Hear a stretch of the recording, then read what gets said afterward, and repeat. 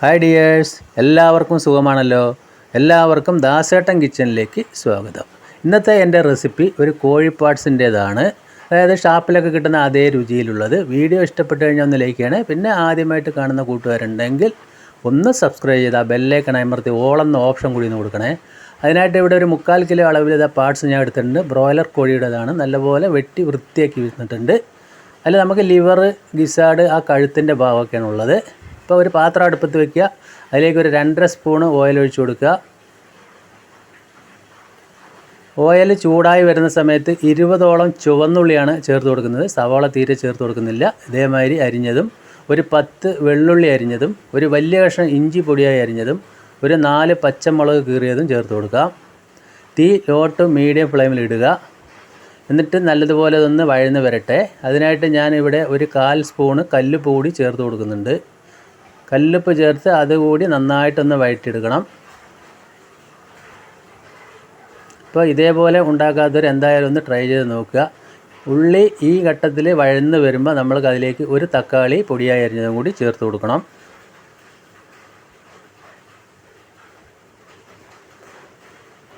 തക്കാളി ചേർത്ത് അത് ഒന്നുകൂടി നല്ലതുപോലെ ഒന്ന് വഴറ്റി കൊടുക്കാം.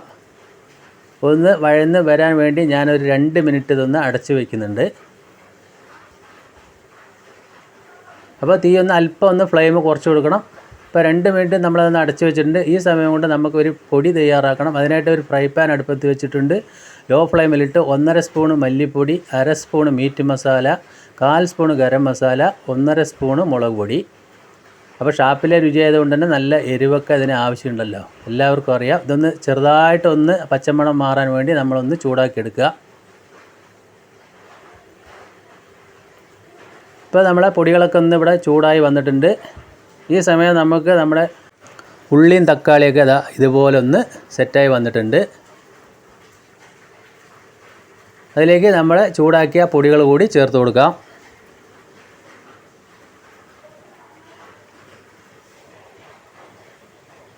പൊടികൾ ചേർത്ത് നല്ലവണ്ണം ഒന്ന് മിക്സ് ചെയ്യുക. നല്ലവണ്ണം ഒന്ന് മിക്സ് ചെയ്തതിന് ശേഷം നമ്മൾക്ക് ആ കഴുകി വൃത്തിയാക്കി വെച്ചിരിക്കുന്ന പാർട്സ് അതിലേക്ക് ചേർത്ത് കൊടുക്കാം.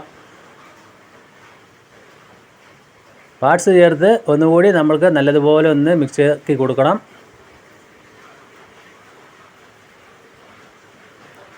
അപ്പോൾ പാർട്സൊക്കെ നല്ലതുപോലെ ഒന്ന് മിക്സാക്കി കൊടുത്തിട്ടുണ്ട്. ഈ സമയത്ത് ഒരു 1/4 സ്പൂണ് മഞ്ഞൾപ്പൊടി കൂടി ചേർത്ത് കൊടുക്കാം. മഞ്ഞൾപ്പൊടി ചേർത്ത് ഒന്നുകൂടി നല്ലപോലെ ഒന്ന് മിക്സാക്കിയതിന് ശേഷം അതിലേക്ക് ഒരു 1/4 ഗ്ലാസ്സോളം വെള്ളം ചേർത്ത് കൊടുക്കുക. ഒരുപാട് വെള്ളം നമ്മൾക്ക് ചേർക്കേണ്ട ആവശ്യമില്ല. ആ പാർട്സിൽ നിന്ന് വെള്ളമെല്ലാം ഒന്ന് ഇറങ്ങി വരാനുണ്ട്. വെള്ളം ചേർത്ത് ഇതുപോലെ നന്നായിട്ടൊന്ന് മിക്സ് ചെയ്തതിന് ശേഷം നമ്മൾക്കിതൊന്ന് 15 മിനിറ്റോളം അടച്ച് വെച്ച് വേവിക്കണം. ഇടയ്ക്കൊന്ന് തുറന്നു നോക്കിയാൽ മതി. തീ ലോ ടു മീഡിയം ഫ്ലെയിമിൽ തന്നെയാണ് ഇരിക്കേണ്ടത്. 15 മിനിറ്റ് കഴിഞ്ഞു നമ്മൾ നോക്കുന്ന സമയത്ത് എണ്ണയെല്ലാം തെളിഞ്ഞ് നമ്മളെ പാർട്സിലെ വെള്ളമൊക്കെ ഇറങ്ങി നല്ല സെറ്റായിട്ട് വന്നിട്ടുണ്ട്. കുറച്ചുകൂടി നമ്മൾക്കിത് വേവാനും ആ വെള്ളം ഒന്ന് വറ്റി കുറുകി വരാനുണ്ട്. ഈ സമയത്ത് ഒരു 1/2 സ്പൂണ് വറ്റൽ മുളക് ക്രഷ് ചെയ്തത് ചേർത്ത് കൊടുക്കുന്നുണ്ട്. ഇനി അതിലേക്ക് ഒരു 1/2 സ്പൂണ് കുരുമുളക് പൊടി കൂടി ചേർത്ത് കൊടുക്കുന്നുണ്ട്. തരിതരിപ്പായി പൊടിച്ചതാണ്. അതുകൂടി ചേർത്ത് നമ്മൾക്ക് നല്ലപോലെ ഒന്ന് മിക്സ് ചെയ്യാം. ഇനി നമ്മൾക്ക് അതിലേക്ക് ഉപ്പ് കൂടി ചേർത്ത് കൊടുക്കാനുണ്ട്. നേരത്തെ ഉള്ളി വഴറ്റുമ്പോൾ കുറച്ചാണ് ഉപ്പ് ചേർത്ത് കൊടുത്തുള്ളൂ. ഇപ്പോൾ കുറച്ചുകൂടി ഉപ്പ് ചേർത്ത് കൊടുത്തിട്ടുണ്ട്. എന്നതിന് ശേഷം നമ്മളിതൊരു 5 മിനിറ്റ് കൂടി അടച്ച് വെക്കണം. അപ്പോഴാണ് അതൊന്ന് ശരിക്കും വെന്ത് ആ ഗ്രേവി എല്ലാം കുറുകി വരുള്ളൂ. അപ്പോൾ ഷാപ്പിലെ കറി എന്ന് പറഞ്ഞാൽ നല്ല എരിവും മസാലകളും നല്ല എണ്ണയൊക്കെ ഉള്ളതായിരിക്കണം. അപ്പോൾ 5 മിനിറ്റും കൂടി കഴിഞ്ഞതാ ഞാൻ തുറന്ന് നോക്കുന്നുണ്ട്. ഈ സമയത്ത് നമുക്ക് വീഡിയോയിൽ കണ്ടാൽ അറിയാം ഗ്രേവി എല്ലാം വറ്റി ഒന്ന് നല്ല കുറുകി വന്നിട്ടുണ്ട്.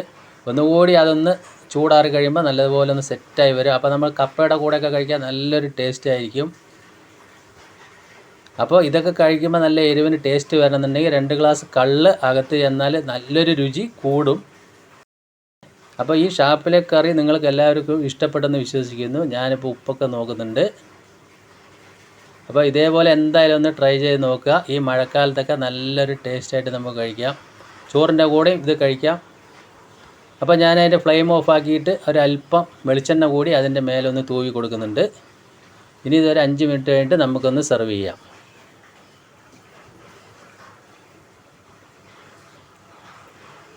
അപ്പോൾ നമ്മുടെ ഷാപ്പ് സ്റ്റൈൽ ചിക്കൻ പാർട്സ് നിങ്ങൾക്ക് എല്ലാവർക്കും ഇഷ്ടപ്പെട്ടെന്ന് വിശ്വസിക്കുന്നു. ഞാനതൊരു വേറെ പാത്രത്തിലേക്ക് പകർത്തി കാണിക്കുകയാണേ. അപ്പോൾ എന്താ അടിപൊളിയായില്ലേ? ഇന്നിപ്പോൾ നമ്മളത് ചോറിൻ്റെ കൂടെയാണ് കഴിക്കുന്നത്. ഇന്ന് ഈ കറി മാത്രം മതി. വീണ്ടും നല്ലൊരു വീഡിയോ ആയിട്ട് കാണാം. Thank you.